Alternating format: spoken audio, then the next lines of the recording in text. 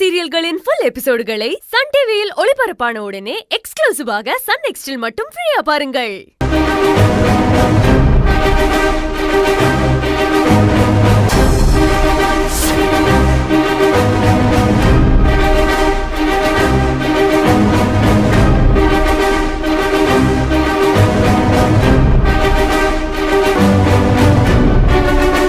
ஆனந்தி இந்த ஊருக்குள்ள வரவே மாட்டா. சொல்லாத, செய்.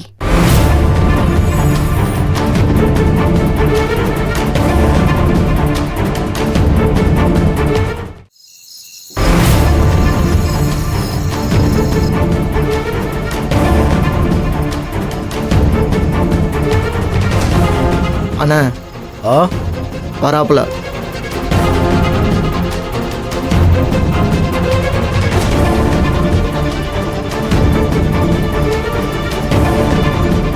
அண்ணா, அவசரமா வர சொல்லிருந்தீங்க, என்ன விஷயம்? ஆனந்தி பணத்தை ரெடி பண்ணிக்கிட்டு வந்துட்டு இருக்கான்னு சென்னையில இருந்து கொஞ்ச நேரத்துக்கு முன்னாடி தான் தகவல் வந்துச்சு. என்னண்ணா சொல்றீங்க? 10 லட்சத்தை 3 நாள்ல எப்படி நான் ரெடி பண்ணா? அவ கூட இருக்கிற கூட்டாளிகளை பத்திலாம் உனக்கு தெரியாது கோட்டசாமி. அவங்க எல்லாம் பணம் படைச்ச ஆளுங்க. இலே, என்ன வண்டி கொடை சாயிற மாதிரி இருக்கு? அப்படிலாம் இல்லைண்ணே. ஆனந்தி செவரக்கோட்டை மண்ணுக்குள்ள காலடி எடுத்து வைக்கிறதுக்குள்ள அழகப்பங்கிட்ட கையெடுத்து வாங்குறது உன் பொறுப்பு கோட்டசாமி. அத சொல்லத்தேன் கூப்பிட்டேன். அண்ணா, கேட்கறன்னு தப்பா நினைச்சுக்காதீங்க. ஆனந்திக்கு பணம் கிடைச்ச தகவல் உங்க காதுக்கே இம்புட்டு வேகமா வந்து சேருதுன்னா அழகப்பன் குடும்பத்துக்கு போகாமல இருந்திருக்கும். பணம் வந்துருச்சுன்னு தெரிஞ்சா அழகப்பன் எப்படி நான் பத்திரத்துல கையெழுத்து போட ஒத்துப்பான்? பிரச்சனை பண்ண மாட்டான். ஏய், மூளைக்கு வேலை கொடுக்காம நான் சொன்ன விஷயத்தையே கிளிப்புள்ள மாதிரி செஞ்சு பழகுற.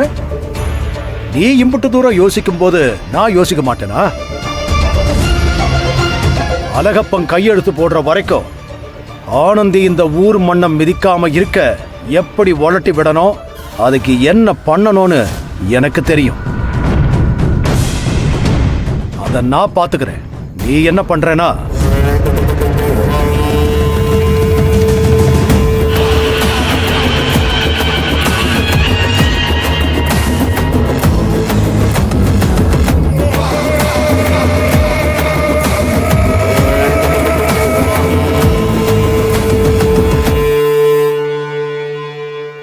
ஆண்டாண்டு காலமா ஆண்டுகிட்டு வந்த அந்த நிலம் இதுக்கப்புறம் என்னோடது இல்லைன்னு அழகப்பா அவன் கைப்படவே எழுதி தரணும். அதுக்கு உனக்கு என்ன சப்போர்ட் பண்ணணுமோ அதை நான் மறைமுகமா உனக்கு செய்வேன். போதுமா? சரிண்ணே, இப்பவே அதுக்கான ஆளுங்கள்ட்ட நான் போய் பேசுறேன். நான் வரேண்ணே, ஏற்பாடு பண்ணிட்டு சொல்றேன். நிலம் கையை விட்டு போயிருச்சுன்னு அழகப்பன் ஆண்டுகிட்டாருனா என்னென்ன பண்றது? ஆனந்திய புதைச்சப்பவே அந்த குடும்பத்து மேல இருந்த அறகுற கருணையும் போயிருச்சு. அழகப்பன் ஆண்டுகிட்டு செத்தா சாவட்டும்.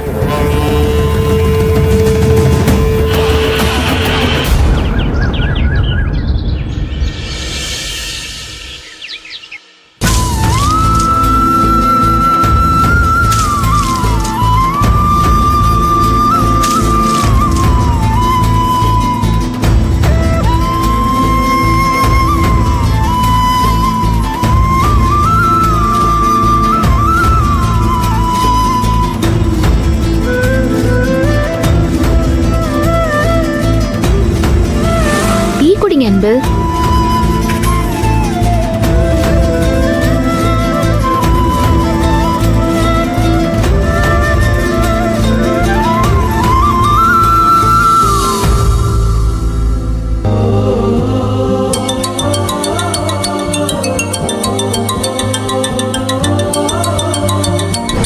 மகேஷ் சார் கால் பண்றாரு.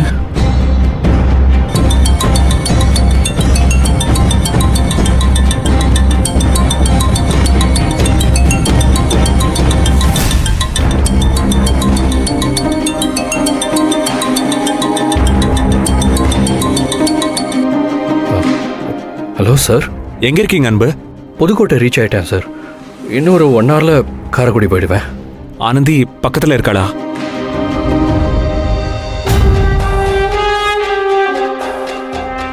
இல்ல, தள்ளி தான் இருக்காங்க. சொல்லுங்க சார். ஒரு கடையில் டீ குடிச்சிட்டு இருக்கோம். பணம் யார் கொடுத்தாங்கன்னு ஆனந்தி ஏதாவது கேட்டாளா? அதான் யார் கொடுத்தாங்கன்னு கேட்டாங்க. என் ஃப்ரெண்டு கொடுத்தாரு. போகிற வேலை டீட்டெயிலாக சொல்கிறேன்னு சொல்லி ஒரு மாதிரி சமாளித்து காரில் ஏற்றிட்டேன். பாவம், அவங்களும் பணத்தை கொண்டு போய் சேர்க்கணுங்கிற டென்ஷனில் அதை பற்றி எதுவுமே அப்புறம் கேட்கல. குட். அன்பு, கடைசி வரைக்கும் இந்த அமௌண்ட்டை நான் தான் கொடுத்தேங்கிற விஷயம் ஆனந்திக்கு தெரியவே கூடாது. அவ உன்னை என்ன கேட்டாலும் ஏதாவது சொல்லி சமாளிச்சிரு. ஓகே? அதெல்லாம் நான் பார்த்துக்கிறேன் சார், நீங்கள் கவலைப்படாதீங்க. அன்பு, ஐயோ, ஆனந்தி நான் தானே கண்டுபிடிச்சிட்டாளா? ஆறுகிட்ட பேசிட்டு இருக்கிய? அது அது வந்து எனக்கு எனக்கு தெரிஞ்ச ஒருத்தர். நீங்க யார்கிட்ட பேசிட்டு இருக்கீன்னு எனக்கு தெரியும். மறைக்கெல்லாம் வேணாம். இல்லை ஆனந்தி, நான் நிஜமாக தான் சொல்கிறேன். இப்போ நான் பேசிகிட்டு இருந்தது தெரியும் அன்பு. எனக்கு பணம் கொடுத்து விட்ட உங்க ஃப்ரெண்டு கிட்ட தானே பேசுறீங்க.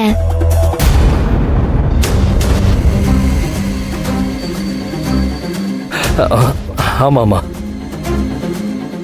போனை கொடுங்க. ஆனந்தி, இருங்க, 2 வார்த்தை பேசிட்டு தாரேன். ஹலோ சார், நான் உங்க முகத்தை பார்த்தது கூட கிடையாது. நீங்க யாருன்னு எனக்கு தெரியாது, நான் யாருன்னு உங்களுக்கு தெரியாது. ஆனா அன்பு கேட்டார்னு அம்புட்டு பெரிய தொகைய எனக்கு கொடுத்து உதவி பண்ணிருக்கீங்க. நீங்க செஞ்ச உதவி சாதாரணமானது இல்ல. என் குடும்ப மானத்தையே காப்பாத்திருக்கீங்க. இந்த உதவிய என் வாழ்நாள் முழுக்க நான் மறக்கவே மாட்டேன். எனக்கு கொஞ்சம் அவகாசம் கொடுங்க. எப்பாடு பட்டாவது உங்ககிட்ட வாங்கின இந்த பணத்தை நான் திருப்பி கொடுத்துருவேன். ஐயோ, நீங்க அதை பத்தி எல்லாம் கவலைப்பட வேண்டிய தேவையே இல்லை. எனக்கு நீங்க பணம் கொடுக்கறத பத்தி யோசிக்க வேண்டிய அவசியம் கூட இல்லை. அவன் எனக்கு எவ்வளவோ பண்ணியிருக்கான். இது என் ஃப்ரெண்டுக்கு நான் கிஃப்டா கொடுத்ததா நினைச்சுக்கிறேன். சோ இந்த பணம் உங்களோட பணம், என் பணம் இல்ல. நீங்க திருப்பி தர வேண்டிய அவசியம் கூட இல்ல. உங்க பிரச்சனையை முடிங்க, எனக்கு அதான் வேணும். பணம் வேணான்னு சொல்றது உங்க பெருந்தன்மையை காட்டுது. ஆனா இந்த பணத்தை திருப்பி கொடுக்க வேண்டியது என்னோட கடமை சார். கண்டிப்பா நான் அதை திருப்பி கொடுப்பேன்.